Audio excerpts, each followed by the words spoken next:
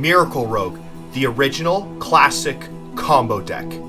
It seems throughout the entirety of Hearthstone, Miracle Rogue has been around in some form or another, but to create notoriety, it has to start from somewhere, which begs the question, how did this deck take shape initially, and how well did it do over time? This video will be covering how Miracle Rogue transformed the game in Classic, Curse of Naxxramas, and Goblins vs. Gnomes.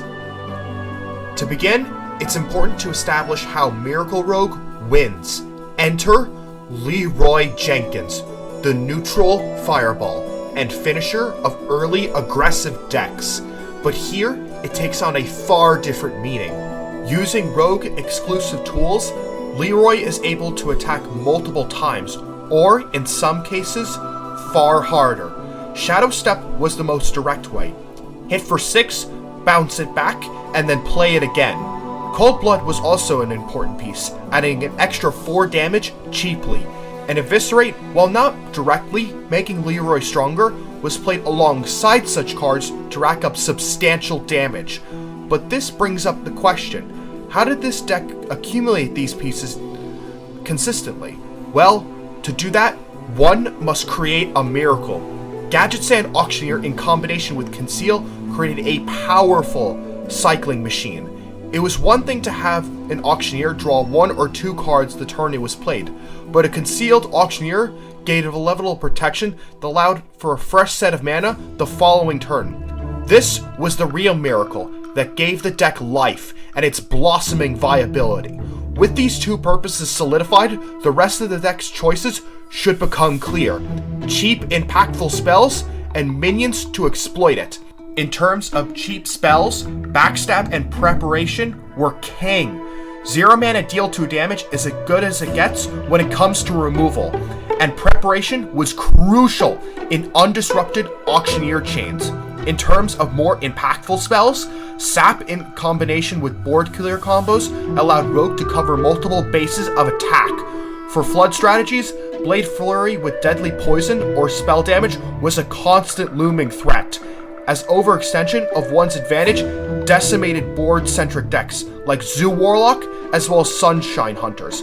For giant minions, Sap effectively removed entire turns of progress from decks such as Handlock, Control Warrior, or Combo Druid. With these spells, the right tempo minions could take advantage of empty boards. SI7 Agent was a combo reward that gave the deck the ability to fight in the early game.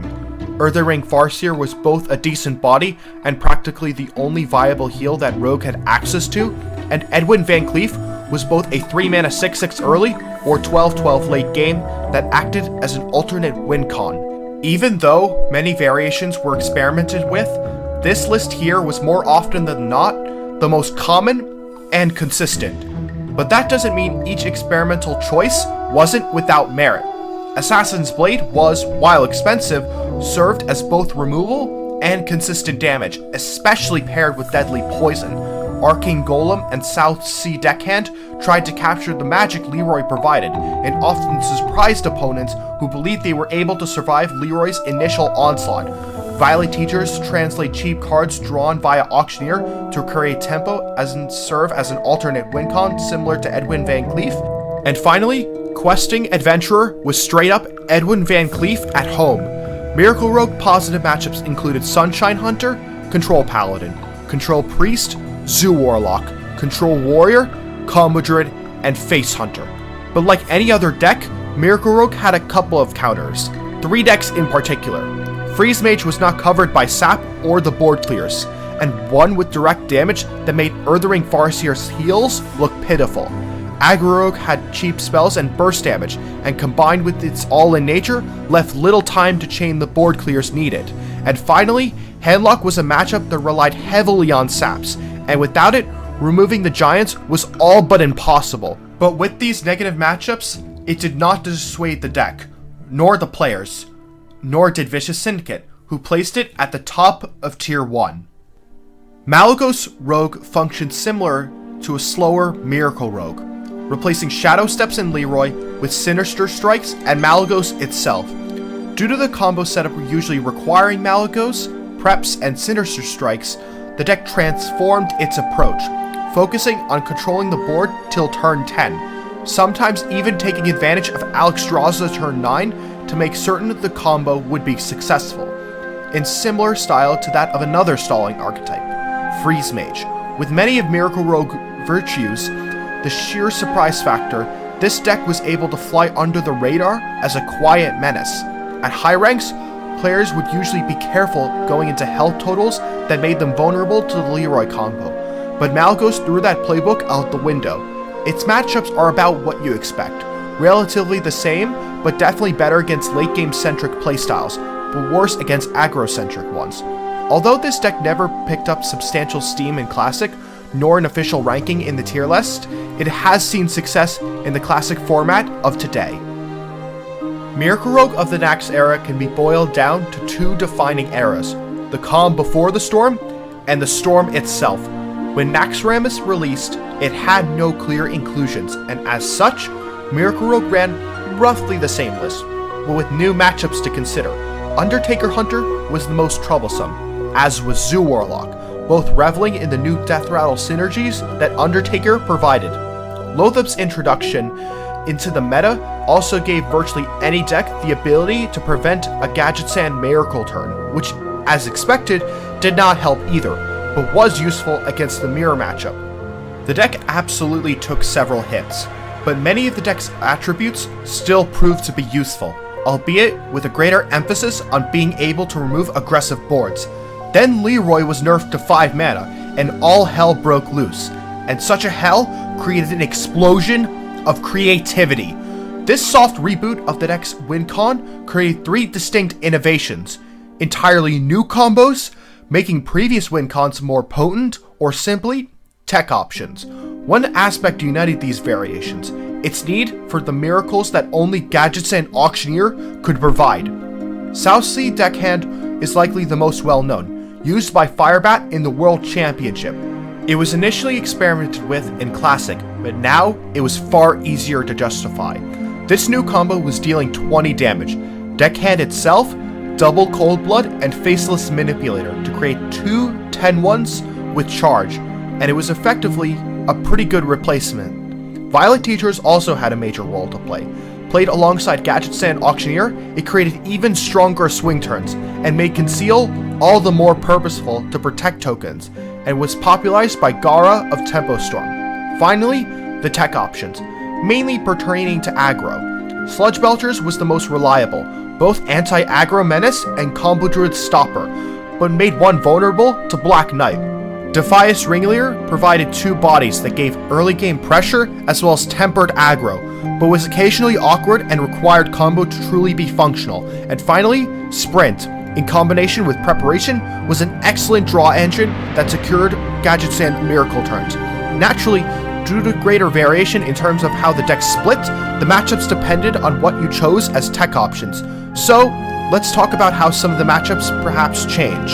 Control Priest, with the addition of Death Rattle support, surged the deck's popularity, which Miracle Rogue exploited beautifully, due to Priest still being too slow. Zoo Warlock became more difficult due to the number of Death Rattle synergies. Bad matchup like Freeze Mage decreased significantly due to the existence of Midrange Hunter. Combo Druid became slightly more difficult due to the existence of Spectral Knight, and Miracle Rogue contained its grip over Control Warrior. The deck took a hit, without question, but this deck was still fantastic throughout the entire meta of Naxxramas. If the previous analysis is anything to go off of, it shouldn't be surprising that when Leroy was nerfed, many would turn to what Malygos could offer. Although it's lost its surprise factor due to the Leroy nerf, that didn't stop many top players, from Forsen to Savage to Attack to Puro. Only in their approach to get to the late game did they differ. Most simply had the same shell as Miracle Rogue, which performed just as well, sometimes taking advantage of more anti-aggressive tools, a second copy of Blade Fury in particular, in combination with Deadly Poison or spell damage. Even some popularists ran Wild Pyromancer or Perdition's Blade, but some had chosen to take a more unorthodox approach, and created a form of rogue control, and created a far more reactive style deck in the mid-game, to buy time to assemble Auctioneer chains. These choices varied. Sludge Belchers were run in just about every control deck, Harrison Jones was considered to destroy Eaglehorn Bow from mid-range Hunter, Alex Draza all but guaranteed Malygos the kill next turn, and Black Knight, because where there were Sludge Belchers, Black Knight would be sure to follow as the premier tech option against such a card. This deck, as expected, did far better into control decks, from Control Paladin to Control Warrior to Control Priest, and slightly better into Handlock, but negative matchups continued to persist, particularly mid-range Hunter. But through that persistence, it was able to stay in the limelight throughout the entire second half of Naxxramas meta. The nerf of Gadget Stand Auctioneer right at the beginning of GvG to 6 mana may seem trivial at first, but that 1 mana change was enough for Miracle players to reevaluate the deck's viability entirely. Effectively, this change was enough to drive the South Sea Deckhand version to tier 4 and kill the Malygos version completely. So, where did that leave Rogue players? Well, despite Gadget Stand Auctioneer being a pivotal portion of the archetype, the cheap spells and ability to create tempo was still a very strong engine to take advantage of. As such, players looked to maintain tiny synergies to win in a battle of attrition, rather than to establish one giant combo turn. That vision was the outcome. With powerful legendaries like Trade Prince Gallywix, Dr. Boom, and Ragnaros the Firelord, this deck was very similar to the Naxxramas Malygos Control Rogue. But, unlike that variation, this deck did not have to assemble a specific combo of cards to kill opponents, instead operating as a mid-range deck with a greater top end. Within a few weeks, it was clear that this variation would not see the heights of old Miracle Rogue. First, the deck practically had only one popular good matchup, Demon Handlock, and second, the rest of the matchups were either even or straight up bad, but the notable bad matchups included Control Warrior, Midrange Paladin, and Face Hunter. But what this deck did do, even if it was eventually forgotten, was set the stage for Oil Rogue to thrive. If Tempo Rogue was the 10,000 rogue experiments gone wrong, Oil Rogue was the 10,001st that went just about right. With the help of Tinker's Sharpsword Oil, the previous innovations of Miracle Rogue in Naxxramas, and the previous deck of Tempo Rogue, the deck's miracle was now found in the ability to win against almost any matchup, racing aggro matches and bursting down mid-range and control, all the while maintaining tempo. Sharpsword Oil gave burst damage, continual pressure via weapon damage, and made Blade Flurry easily one of the best cards in the deck. Violet Teachers were now pivotal, doing its same token generation of multiple cheap spells as before, but now could use Sharpsword Oil to buff tokens. Sprints were now also a common occurrence. Since Gadget Stand was no longer an option, it got the job done, especially if played alongside preparation. Fantastic pieces of mid-range were also considered, such as Piloted Shredder, Sludge Belcher, and Dr. Boom because of, well, nothing came close to the power on turn 7. As one of the best tier 1 decks, the favored matchups were numerous. Mid-range Paladin, mid-range Hunter, Control Priest, Aggro Rogue, and Bloodlust Shaman. However, Oil Rogue had two very weak matchups, decks that often represented the most extremes of a single playstyle, specifically Control Warrior and Face Hunter. Control Warrior's health gain and ability to remove tempo minions with a variety of removal made it hard to maintain any tempo loop, and Face Hunters laughed at Rogue's lack of healing and rushed them down with a variety of face damage, from Kill Command to Arcane Golem. But one thing should be clear, Rogue players and their persistence to play what they love, and that attitude served this deck throughout the entire expansion, at Tier 1. So, did Miracle Rogue do well? Absolutely. But that shouldn't be too surprising. Many iconic decks of Hearthstone's early days continue to be expressed, in one way or another. It may have been nerfed recently, but it's only a matter of time before it arises once again. Thanks for watching, everyone. Criticism is greatly appreciated, and regardless, until next time.